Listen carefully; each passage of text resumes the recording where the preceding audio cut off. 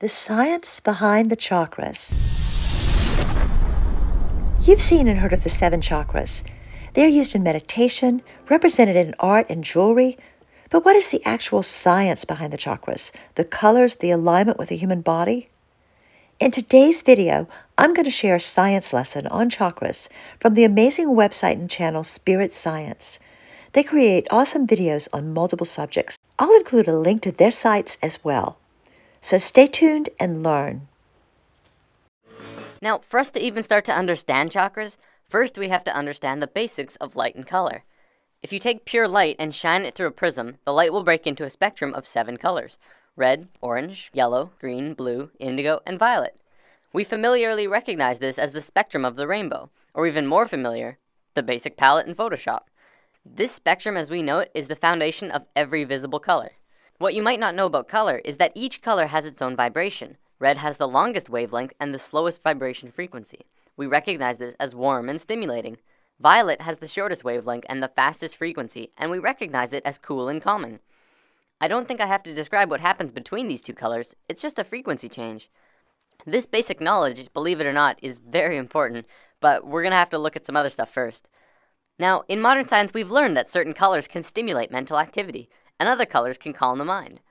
We know that we need light energy for nourishing our brain, emotion, physical body, and perhaps more importantly, our chakras. So, what is a chakra? The word chakra comes from the Sanskrit word meaning wheel. A chakra is a wheel-like vortex spinning in a circular motion within the body. This forms a vacuum in the center that draws in energy on a vibratory level. It can draw in anything from color vibration to microwaves to energy and emotions of people that we come into contact with. This works in tandem with the thought realm that we discussed last week, as thoughts are on a vibratory level. Right, so chakras are energy points that run vertically from the top of your head down your spine.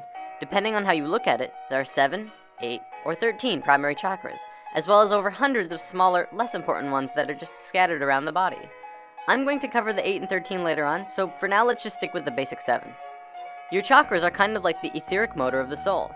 Not only do chakras draw in energy, each and every chakra radiates an energy of vibration and govern over a major organ or gland connected to other body parts that resonate of the same frequency.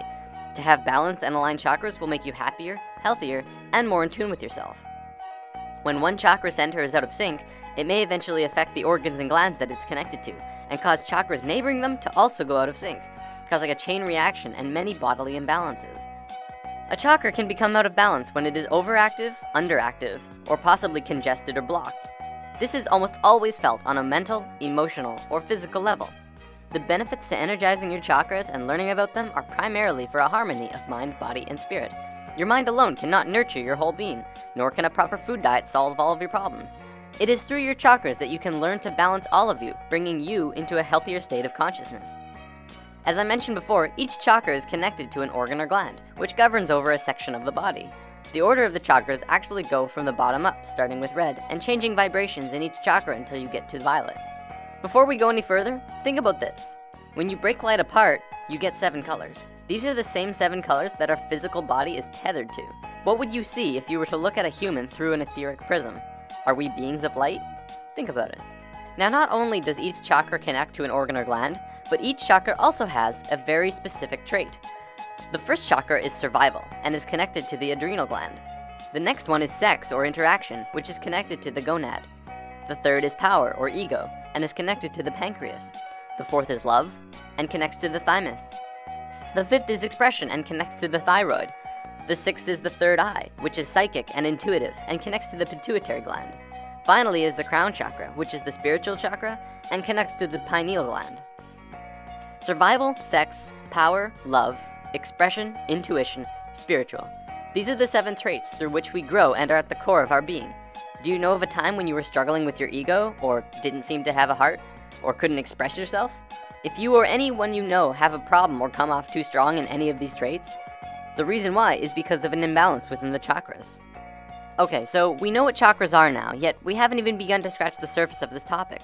For the remainder of this lesson, I want to talk about methods of opening, activating, and charging your chakras. I feel like it will be more beneficial to you at this point.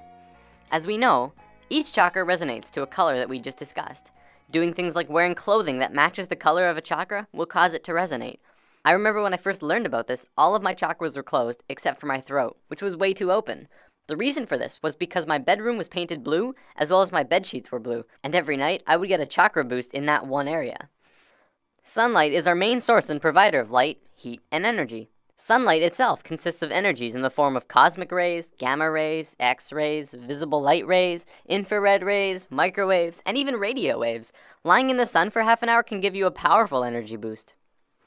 Eating food that matches the chakra colors are good as well. Eating red tomatoes and apples are good for the root chakra. Eating greens are good for the heart. Does this make you want to eat healthier? Color baths are a really relaxing way to open a chakra. You can get this organic fluid that you put in your bath, which changes the color of the bath. You can just lay back and relax and get an energy boost from the water itself. Finally, and this is the best way to open your chakras hands down, go get Reiki. I kid you not, it is the equivalent of spiritual surgery. You lie down and become super relaxed.